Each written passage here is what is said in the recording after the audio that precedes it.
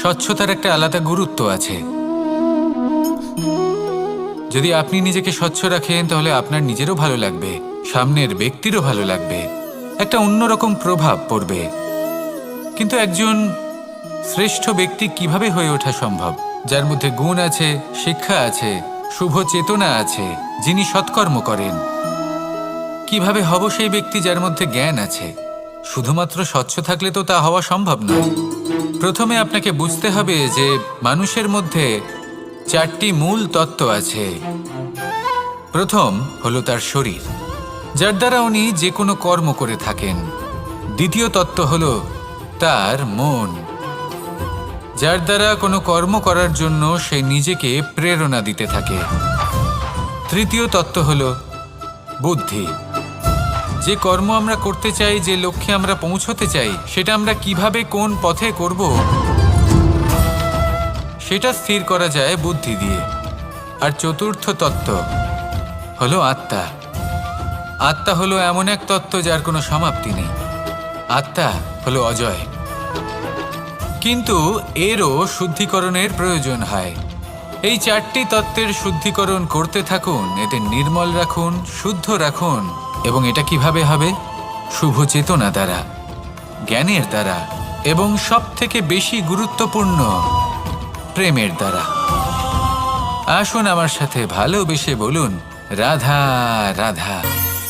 মানুষের এই সংসারে জীবনযাপন করার জন্য কিছু জিনিসের প্রয়োজন পড়ে। এমন কিছু আবেগ, এমন কিছু বস্তু আছে যেগুলো তার প্রয়োজন হয়। কিন্তু সবথেকে বেশি যে জিনিসটা তার প্রয়োজন হয় সেটা হলো সম্মানের। আমাদের ভালো লাগে যখন কেউ আমাদের সম্মান করে। আমরা কাউকে সম্মান করলে তারও সেটা ভালো লাগে। কিন্তু আপনি দেখবেন যে সংসারে বেশিরভাগ মানুষ 2টি মাপদণ্ডের ভিত্তিতে সম্মান করেন। হয় বয়স দেখে করেন বা উপার্জন দেখে, অর্থাৎ সেই ব্যক্তি কতটা উপার্জন করেন। এবার ভেবে দেখুন, এটা আবশ্যক নয় কারোর বয়স যদি বেশি হয় তার বুদ্ধিও ততটাই বেশি হবে। আবশ্যক এটাও নয় যে কোনো ব্যক্তি যদি অত্যন্ত ধনী হন বা তার মনও নির্মল হবে বা তিনি সৎকর্ম করবেন বা এমন কোনো কর্ম করবেন যাতে উনি সম্মান লাভ করতে পারেন। হতে পারে উনি ধনী কিন্তু দুশ্চরিত্র। সেই জন্য বয়স বা উপার্জন দেখে কোনো ব্যক্তিকে সম্মান করবেন না। কর্ম দেখুন। যদি গভীরভাবে ভেবে দেখেন তাহলে দেখবেন যদি কোনো মানুষ কোনো সৎকর্ম করেন তাহলে তার প্রতি হৃদয় থেকে সম্মান জাগ্রত হয়। এটাই হলো সেই সম্মান যা অর্জন করতে হবে। বয়স আজ আছে, কাল আরো বৃদ্ধি পাবে। উপার্জন আজ আছে, কাল সেটা কমে যেতেও পারে। কিন্তু যদি আপনি নিরন্তর শুভকর্ম করতে থাকেন তাহলে আপনি মৃত্যুর পরেও অমর হয়ে থাকবেন। আসুন আমার সাথে ভালোবেসে বলুন, রাধা রাধা। আমাদের জীবনে আমরা যখনই এমন কোনো মানুষের সাথে পরিচিত হই যে বয়সে, পদে এবং আর্থিক দিক থেকে আমাদের থেকে পিছিয়ে, তখন আমরা সবাই খুব হীন নজরে তাদের দিকে দেখি। মনেই করি না যে সেই ব্যক্তির নিজস্ব একটা অস্তিত্ব রয়েছে, তার নিজেরও একটা মাহাত্ম্য রয়েছে। আমাদের মনেই হয় না যে আমাদের সামনে দাঁড়িয়ে থাকার যোগ্যতা আছে তাদের। চলুন আপনাকে একটা প্রশ্ন করি, শূন্যের নিজস্ব মূল্য কোথায়? আপনি বলবেন কিছুই না। শূন্যের আবার নিজস্ব মূল্য কোথায়? কিন্তু যখন এই শূন্যই কোনো সংখ্যার সাথে এসে যুক্ত হয়ে যায়, কোনো অঙ্কের সাথে এসে যুক্ত হয়ে যায়, তখন তার মূল্য অনেক গুণ বৃদ্ধি পায়। অর্থাৎ এই শূন্যের মূল্য অবশ্যই আছে। আর আমাদের জীবনেও এমন কিছু ব্যক্তি থাকেন, তাদের দেখে মনে হয় যে এদের কোনো মূল্যই নেই। কিন্তু যখন এই ব্যক্তি কারোর সাথে এসে জুড়ে যান তখন তার মূল্য সেই ব্যক্তির বৃদ্ধি ঘটায়। এই সংসারে এমন কোনো ব্যক্তি নেই যার কোনো মূল্য নেই। যদি আমরা ধনুকের কথা বলি তাহলে তার জন্য একটি দড়ির প্রয়োজন হয় যেটি প্রত্যঞ্চা হিসেবে ব্যবহৃত হয়। যদি এই প্রত্যঞ্চা না থাকে তাহলে ধনুকের কোনো মূল্যই থাকে না। যদি প্রত্যঞ্চা না থাকে তাহলে ধনুকের অস্তিত্ব অসম্পূর্ণ থেকে যায়। এই সংসারে যে কোনো ব্যক্তি হোক বা যে কোনো বস্তু হোক, প্রত্যেকের নিজস্ব একটি মূল্য আছে।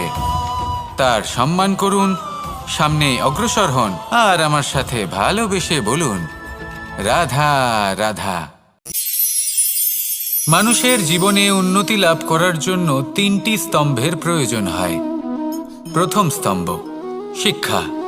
এই শিক্ষা আমাদের জ্ঞান প্রদান করে। দ্বিতীয় স্তম্ভ ব্যবসা, যার দ্বারা আমরা ধন উপার্জন করি।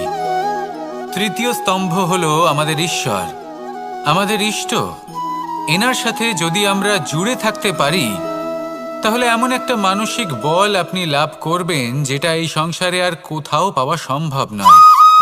কিন্তু মানুষ অনেক সময় জীবনে এই 3টি স্তম্ভ লাভ করা সত্ত্বেও সামনে অগ্রসর হতে পারেন না। তখনও জীবনে কঠিন পরিস্থিতি আসতেই থাকে। এমনটা ঠিক কেন হয়? কারণ সে জীবনে এই 3টি স্তম্ভ লাভ করে নেয়, জীবনে প্রয়োগও করে, কিন্তু তার ভিতের কথা সে ভুলেই যায়। যেমন প্রথম স্তম্ভ অর্থাৎ শিক্ষা। এই শিক্ষার আধার হলো শুভ চেতনা। যদি অন্তরে শুভ চেতনা না থাকে তাহলে এই শিক্ষার কোনো গুরুত্ব থাকে না। দ্বিতীয় স্তম্ভ ব্যবসা। পরিশ্রম করে উপার্জন করতে হবে, এই কথাটা আমরা সবাই জানি এবং সবাই চেষ্টাও করি। কিন্তু ব্যবসা করতে করতে আমরা এটা ভুলে যাই আমাদের ব্যবহার কেমন হয়ে পড়েছে। এই ব্যবহার যদি শুভ হয় তাহলে আমাদের উপার্জন আস্তে আস্তে একটা স্থির জায়গায় এসে পৌঁছবে। এবং তৃতীয় স্তম্ভ আমাদের ভগবান। যদি ওনার শরণে আপনি যেতে চান তাহলে তার পূর্বে নিজের মা বাবাকে সেবা করুন, তাদের যত্ন করুন, তাদেরকে ভালোবাসুন, কারণ ওনারাই হলেন এই সংসারে আপনার সবথেকে বড় ইষ্ট। তাহলে 3 স্তম্ভের সাথে সাথে তাদের আধারকেও নিজের জীবনে প্রাধান্য দিন। কোনো সমস্যা আসবে না, জীবনে একের পর এক উন্নতি করবেন এবং এই মন প্রসন্ন হয়ে বলবে, রাধা রাধা। সুখ, দুঃখ এবং শক্তি, এই 3 হলো এই সংসারের ত্রিদেবের মতো। আমাদের জীবনে যা কিছু ঘটছে এই 3টির ভিত্তির উপরেই হচ্ছে। আসলে এই সংসারের একটা নিয়ম আছে। যখনই আপনি কিছু লাভ করেন এই সংসার আপনার পরীক্ষা নেয়। এটা জানার জন্য আপনার পরীক্ষা নেয় যে আপনি যা কিছুই লাভ করেছেন আপনি কি আদৌ সেটার যোগ্য কিনা। ঠিক সেইভাবেই এই সুখ, দুঃখ এবং শক্তি আপনার পরীক্ষা নিয়ে থাকে। যখন সুখ আসে তখন সে আপনার পরীক্ষা নেয় যে আপনার মধ্যে অহংবোধ জাগ্রত হয়নি তো। যদি অহংবোধ চলে আসে তাহলে সুখ সেখানেই সঙ্গ ত্যাগ করে। দুঃখ আপনার ধৈর্যের পরীক্ষা নিতে থাকে, আর যদি আপনার মধ্যে ধৈর্য না থাকে তাহলে এটা আপনাকে আরো বেশি দুঃখের গভীর অন্ধকারে ঠেলে দেবে। সেখানে শক্তি পরীক্ষা নেয় আপনার বিনম্রতার। যদি আপনি বিনম্র না হন তাহলে হয় এই শক্তি আপনার সঙ্গ ত্যাগ করবে, নয় এই শক্তি বিনম্রতার অভাবে আপনার পতনের কারণ হতে পারে। এই সংসারে যে কোনো ব্যক্তি যিনি এই পরীক্ষায় উত্তীর্ণ হয়ে থাকেন এই জীবনে তিনি সাফল্য লাভ করেন। আসুন আমার সাথে ভালোবেসে বলুন, রাধা রাধা। ভয়ের সাথে আমরা সবাই পরিচিত, কষ্টও আমরা সবাই পেয়েছি। কখনো কখনো আমরা অসুস্থ হয়ে পড়ি, আর এমন সময় হলে মাতার মমতা, কখনো বাবার স্নেহ, কখনো বন্ধুদের পাশে থাকার অনুভূতি আমাদের রোগ নিরাময়ে সাহায্য করে। কখনো যদি আমরা নিরাশ হয়ে পড়ি তখন যদি আমাদের কোনো আপনজন আমাদের দুটো ভালো কথা বলে তখন আমাদের মনোবল বেড়ে যায়। ঠিক তেমন সংসারের এই রঙ্গমঞ্চে যদি আপনি পীড়িত অনুভব করেন, কিছু শুভ কথা আলোচনা করুন, কিছু স্তুতি গান করুন, কিছু মুহূর্তের জন্য হলেও নিজের ইষ্টদেবের কথা স্মরণ করুন আর প্রার্থনা করুন। সাহস বাড়বে, শক্তিও বৃদ্ধি পাবে এবং সামনে এগিয়ে চলার পথও দেখতে পাবেন। তখন এই মন প্রসন্ন হয়ে বলবে, রাধা রাধা। মানুষের জীবনে উন্নতি লাভ করার জন্য 3টি স্তম্ভের প্রয়োজন হয়। প্রথম স্তম্ভ শিক্ষা। এই শিক্ষা আমাদের জ্ঞান প্রদান করে। দ্বিতীয় স্তম্ভ ব্যবসা, যার দ্বারা আমরা ধন উপার্জন করি। তৃতীয় স্তম্ভ হলো আমাদের ঈশ্বর, আমাদের ইষ্ট। এনার সাথে যদি আমরা জুড়ে থাকতে পারি, তাহলে এমন একটা মানসিক বল আপনি লাভ করবেন যেটা এই সংসারে আর কোথাও পাওয়া সম্ভব নয়। কিন্তু মানুষ অনেক সময় জীবনে এই তিনটি স্তম্ভ লাভ করা সত্ত্বেও সামনে অগ্রসর হতে পারেন না। তখনও জীবনে কঠিন পরিস্থিতি আসতেই থাকে। এমনটা ঠিক কেন হয়? কারণ সে জীবনে এই তিনটি স্তম্ভ লাভ করে নেয়, জীবনে প্রয়োগও করে, কিন্তু তার ভিতের কথা সে ভুলেই যায়। যেমন প্রথম স্তম্ভ অর্থাৎ শিক্ষা। এই শিক্ষার আধার হলো শুভ চেতনা। যদি অন্তরে শুভ চেতনা না থাকে, তাহলে এই শিক্ষার কোনো গুরুত্ব থাকে না। দ্বিতীয় স্তম্ভ ব্যবসা। পরিশ্রম করে উপার্জন করতে হবে, এই কথাটা আমরা সবাই জানি এবং সবাই চেষ্টাও করি। কিন্তু ব্যবসা করতে করতে আমরা এটা ভুলে যাই আমাদের ব্যবহার কেমন হয়ে পড়েছে। এই ব্যবহার যদি শুভ হয়, তাহলে আমাদের উপার্জন আস্তে আস্তে একটা স্থির জায়গায় এসে পৌঁছবে। এবং তৃতীয় স্তম্ভ আমাদের ভগবান। যদি ওনার শরণে আপনি যেতে চান, তাহলে তার পূর্বে নিজের মা বাবাকে সেবা করুন, তাদের যত্ন করুন, তাদেরকে ভালোবাসুন, কারণ ওনারাই হলেন এই সংসারে আপনার সবথেকে বড় ইষ্ট।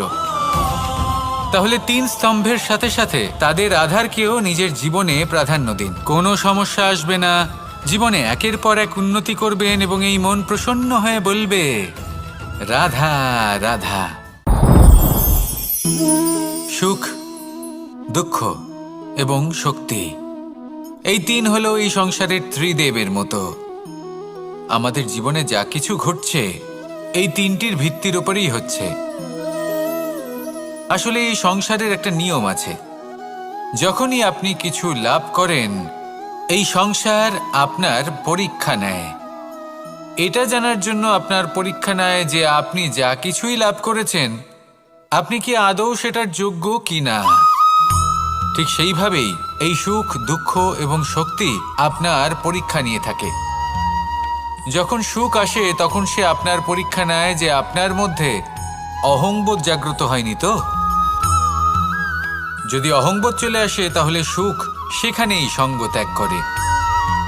দুঃখ আপনার ধৈর্যের পরীক্ষা নিতে থাকে। আর যদি আপনার মধ্যে ধৈর্য না থাকে, তাহলে এটা আপনাকে আরো বেশি দুঃখের গভীর অন্ধকারে ঠেলে দেবে। সেখানে শক্তি পরীক্ষা নেয় আপনার বিনম্রতার। যদি আপনি বিনম্র না হন, তাহলে হয় এই শক্তি আপনার সঙ্গ ত্যাগ করবে, নয় এই শক্তি বিনম্রতার অভাবে আপনার পতনের কারণ হতে পারে। এই সংসারে যে কোনো ব্যক্তি যিনি এই পরীক্ষায় উত্তীর্ণ হয়ে থাকেন, এই জীবনে তিনি সাফল্য লাভ করেন। আসুন আমার সাথে ভালোবেসে বলুন, রাধা রাধা। ভয়ের সাথে আমরা সবাই পরিচিত, কষ্টও আমরা সবাই পেয়েছি। কখনো কখনো আমরা অসুস্থ হয়ে পড়ি, আর এমন সময় হলে মাতার মমতা, কখনো বাবার স্নেহ, কখনো বন্ধুদের পাশে থাকার অনুভূতি আমাদের রোগ নিরাময়ে সাহায্য করে। কখনো যদি আমরা নিরাশ হয়ে পড়ি, তখন যদি আমাদের কোনো আপনজন আমাদের দুটো ভালো কথা বলে, তখন আমাদের মনোবল বেড়ে যায়। ঠিক তেমন সংসারের এই রঙ্গমঞ্চে যদি আপনি পীড়িত অনুভব করেন, কিছু শুভ কথা আলোচনা করুন, কিছু স্তুতি গান করুন, কিছু মুহূর্তের জন্য হলেও নিজের ইষ্টদেবের কথা স্মরণ করুন আর প্রার্থনা করুন। সাহস বাড়বে, শক্তিও বৃদ্ধি পাবে এবং সামনে এগিয়ে চলার পথও দেখতে পাবেন। তখন এই মন প্রসন্ন হয়ে বলবে, রাধা রাধা। এই সংসারে কখনো কোনো ব্যক্তিকে তার বাইরের পোশাক দেখে বিচার করার চেষ্টা করবেন না। এটা খুব বড় ভুল করবেন। যেমন আমরা জীবনে অনেক সময় এমন করি, ধরুন কোথাও একটা গাছ দেখলাম, খুব বিশাল আকারের একটা গাছ, যেটা মাটির থেকে অনেক উঁচুতে পৌঁছে গেছে, যার বিশাল শাখা আছে। সেগুলো দেখে আমরা ভাবি যে এই গাছে হয়তো কত সুস্বাদু ফল আছে। আমরা সেই গাছের পরিচর্যা করতে থাকি, আবার অন্যদিকে হলো একটি তৃণ, যেটা মাটি থেকে কিছুটা উঁচুতে পৌঁছেছে, কিন্তু সেই তৃণর নিচে, মাটির নিচে অত্যন্ত সুস্বাদু ফল বা সবজি জন্ম নেয়, যা আমাদের স্বাস্থ্যের পক্ষে অত্যন্ত উপকারী। সেই জন্য কখনো আবরণ দেখে কাউকে বিচার করতে চেষ্টা করবেন না। তার বদলে এটা বোঝার চেষ্টা করুন যে আপনার সামনে যে ব্যক্তি আছে বা বস্তু আছে তার বিশেষত্ব কি। যদি এই বিশেষত্ব বোঝার ক্ষমতা আপনি অর্জন করেন, যদি এই শিল্প আপনি নিজের ভেতরে জাগ্রত করেন, তাহলে এই সংসারে বিশেষত্ব কি সেটা আপনি জানতে পারবেন। আর এই সমস্ত খেলা দৃষ্টি থেকে নয়, দৃষ্টিভঙ্গি থেকে জন্ম নেয়। দৃষ্টিভঙ্গি সবসময় শুভ রাখুন আর আমার সাথে ভালোবেসে বলুন, রাধা রাধা। যখন আমরা কোনো বনে প্রবেশ করি, তখন এই সবুজ ঘাস দেখে, এই কোমল ঘাস দেখে আমাদের মন প্রফুল্ল হয়ে ওঠে।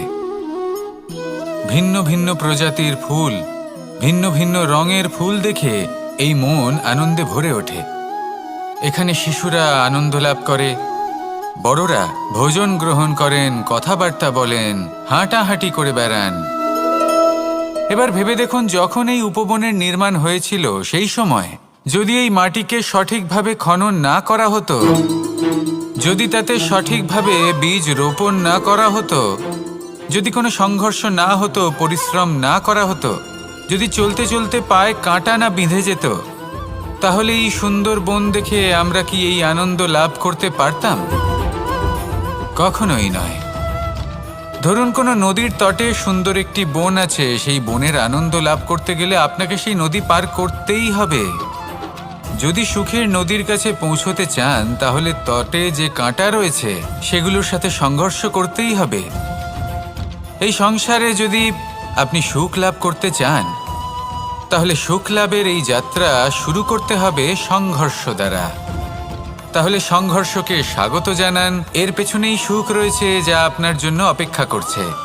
এবার হাসুন আর আমার সাথে ভালোবেসে বলুন, রাধা রাধা। মানুষ সুখী জীবনযাপনের প্রতি এতটাই অভ্যস্ত হয়ে পড়ে যে একটা ছোট্ট সমস্যা এলেই সে সবার থেকে সাহায্য চাইতে শুরু করে দেয়। সে সাহায্য লাভও করে এবং সেই সংকট থেকে সে বেরিয়েও আসে। কিন্তু এই সাহায্য কিছু মুহূর্তের, আর কিছু মুহূর্তের হলো এই দুঃখ। এই দুই মুহূর্তের সাহায্যের জন্য আজীবন আপনি তার কাছে ঋণী হয়ে থাকেন। আর মানবিকতার খাতিরে আপনার মনে কৃতজ্ঞতা জেগে ওঠে, আর সেই কৃতজ্ঞতা বোধ হলো যে আপনি কখনো সেই ব্যক্তিকে ছাপিয়ে যেতেই পারবেন না। সেই জন্য জীবনে সবসময় চেষ্টা করবেন নিজেকে প্রস্তুত রাখতে সেই সব সমস্যার জন্য, সেই সব বাধার জন্য যেগুলো আপনার জীবনে আসতে পারে। ততক্ষণ সাহায্য চাইবেন না যতক্ষণ না অন্য কোনো পথ না থাকছে। সাহায্য চাওয়া অনুচিত নয়, কিন্তু সাহায্য চাইলে এবং সাহায্য পেলে আপনি আজীবন কৃতজ্ঞ এবং ঋণী হয়ে থাকবেন। আর তারপর একদিন আপনি পরিবর্তন দেখতে পাবেন যে কিভাবে আপনি ছোট ছোট সমস্যার জন্য সাহায্য না চেয়ে বড় বড় সমস্যার সম্মুখীন হতে প্রস্তুত হয়ে গেছেন। এটাই হলো সংসারের নীতি। এটাই পালন করুন আর আমার সাথে ভালোবেসে বলুন, রাধা রাধা। আপনি কখনো কাউকে পর্বতে আরোহণ করতে দেখেছেন? বা আপনি কখনো নিজে কোনো পর্বতে আরোহণ করেছেন? করে থাকলে আপনি এই বিষয়ে অবশ্যই জানবেন যে যখন আমরা শিখরের দিকে এগোই, ওপরের দিকে এগিয়ে চলি, তখন আমাদের একটু ঝুঁকে পথ চলতে হয়। তখনই আমরা সেই পর্বত আরোহণ করতে পারি। কিন্তু যে ব্যক্তি নিচের দিকে ফিরে আসছেন, তিনি কিন্তু ঝুঁকে চলেন না, তিনি দৃঢ়ভাবে সোজা হয়ে নিচে নামেন। এই ভারসাম্য বজায় রাখার এই খেলাতে সংসারের একটা সার লুকিয়ে রয়েছে। যদি আপনিও জীবনে উঁচুতে উঠতে চান, শিখরে পৌঁছতে চান, তাহলে আপনাকেও নত হয়ে, বিনম্র হয়ে সামনে এগোতে হবে। সেখানে যদি আপনি বুক চিতিয়ে উদ্ধতভাবে অহংকার বোধ নিয়ে চলতে থাকেন, সেখান থেকেই আপনাকে নিচে নামতে হবে। কোনো ব্যক্তি তার বিনম্র স্বভাব দেখেই বোঝা যায় যে সেই ব্যক্তি সাফল্যের শিখর দেশে আরোহণ করছে নাকি নিচে তথা খাদের দিকে যাত্রা করছে। তাই সবসময় বিনম্র থাকুন, শ্রেষ্ঠ কর্ম করুন, পরিশ্রম করুন, আর আমার সাথে ভালোবেসে বলুন রাধা রাধা। মানুষের জীবনে স্বচ্ছতার একটা আলাদা গুরুত্ব আছে। যদি আপনি নিজেকে স্বচ্ছ রাখেন তাহলে আপনার নিজেরও ভালো লাগবে, সামনের ব্যক্তিরও ভালো লাগবে, একটা অন্যরকম প্রভাব পড়বে। কিন্তু একজন শ্রেষ্ঠ ব্যক্তি কিভাবে হয়ে ওঠা সম্ভব? যার মধ্যে গুণ আছে, শিক্ষা আছে, শুভ চেতনা আছে, যিনি সৎকর্ম করেন। কিভাবে হব সেই ব্যক্তি যার মধ্যে জ্ঞান আছে? শুধুমাত্র স্বচ্ছ থাকলে তো তা হওয়া সম্ভব নয়। প্রথমে আপনাকে বুঝতে হবে যে মানুষের মধ্যে 4টি মূল তত্ত্ব আছে। প্রথম হলো তার শরীর, যার দ্বারা উনি যে কোনো কর্ম করে থাকেন। দ্বিতীয় তত্ত্ব হলো তার মন, যার দ্বারা কোনো কর্ম করার জন্য সে নিজেকে প্রেরণা দিতে থাকে। তৃতীয় তত্ত্ব হলো বুদ্ধি, যে কর্ম আমরা করতে চাই, যে লক্ষ্যে আমরা পৌঁছতে চাই, সেটা আমরা কিভাবে কোন পথে করব সেটা স্থির করা যায় বুদ্ধি দিয়ে। আর চতুর্থ তত্ত্ব হলো আত্মা। আত্মা হলো এমন এক তত্ত্ব যার কোনো সমাপ্তি নেই। আত্মা হলো অজয়। কিন্তু এরও শুদ্ধিকরণের প্রয়োজন হয়। এই 4টি তত্ত্বের শুদ্ধিকরণ করতে থাকুন, এদের নির্মল রাখুন, শুদ্ধ রাখুন। এবং এটা কিভাবে হবে? শুভ চেতনা দ্বারা, জ্ঞানের দ্বারা, এবং সবথেকে বেশি গুরুত্বপূর্ণ প্রেমের দ্বারা। আসুন আমার সাথে ভালোবেসে বলুন রাধা রাধা।